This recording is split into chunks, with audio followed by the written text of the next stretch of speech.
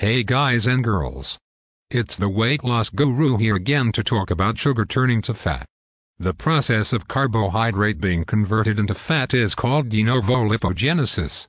For years, scientists have conducted experiments on humans and animals, recording the effect that carbohydrate has as a source of energy and how it is stored. In every case, the outcome is different according to the species tested, but consistent within their own. Certain animals carry specific enzymes which convert carbohydrate and store it as fat. A perfect example is a cow. Cows are large animals that expend a lot of energy, calories, throughout the day, by slowly moving around, but they only eat a limited amount of food. This food is carbohydrate in the form of grass. Their body composition allows them to eat carbohydrate throughout the day and store it as fat, despite eating very little. Pigs are also able to easily fatten themselves on a diet of grains throughout the day. These farm animals do carry the enzymes necessary to convert carbohydrate easily and store it as fat. Their diet consists almost entirely of carbohydrates in the form of wheat, grains, and grass, while consistently storing it in the form of adipose tissue, fat, for later use. The human body operates in a completely different way. In fact, it carries an entirely different set of enzymes that do not promote de novo lipogenesis. The enzymes within the human body are programmed strictly to convert carbohydrate into glycogen and use it as a primary source of energy. Carbohydrate is stored as glycogen in the liver, while the pancreas produces insulin. This insulin distributes any extra glycogen to muscles around the body. Carbohydrate is not converted into fat. Even large amounts of carbohydrate intake will be used as energy and will not be stored as fat. The average human body is capable of storing more than 500 grams of carbohydrates at a single time. Unused carbohydrate will be stored as glycogen in the muscles of the body, until it is eventually used as energy or oxidized hours later through body heat. The human body is simply programmed to use carbohydrate as immediate energy, unlike our farm animal friends. It is fair to say that the more carbohydrate you eat, the more you will burn.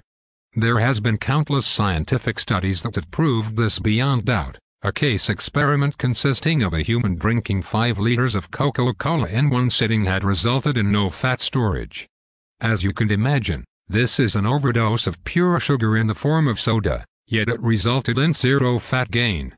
Another case study had groups of people consume the equivalent of 500 grams of carbohydrate in a single sitting. The people tested were consuming carbohydrate in the form of bread, rice, and other starches. Despite this huge carbohydrate intake, zero fat storage was again recorded through de novo lipogenesis. 500 grams of carbohydrate is more food than most people would eat in an entire day, let alone one single meal. This was certainly a case of extreme overeating. There are many examples of official scientific case studies and research proving de novo lipogenesis to be of little occurrence in humans, but that is not what this article is about.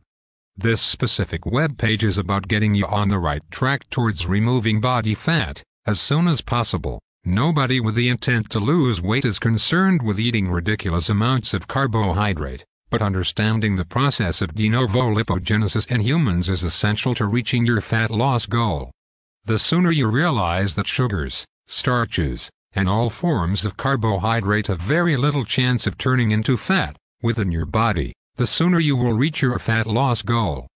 No one is saying that you should overeat and splurge on carbohydrates, just because they will not be converted into fat. What I am saying is that you should not think of carbohydrate as your enemy. Unfortunately, many people do, and this destroys their chances of losing real body fat. Carbohydrates are your friend. A balanced weight loss program should be constructed so that you can use carbohydrates efficiently, in a way that boosts your metabolism and promotes fat loss. If you are still not convinced or are skeptical about carbohydrate and its unlikelihood of being converted into fat in humans, Google.com has countless books on the subject. Just go to Google Books and search for de novo lipogenesis. There, you will find all the scientific evidence that you will ever need, for free. This should overwhelmingly prove to anyone that the real answer to the question, does sugar turn to fat, is an absolute no. So, I hope that helps. Until next time.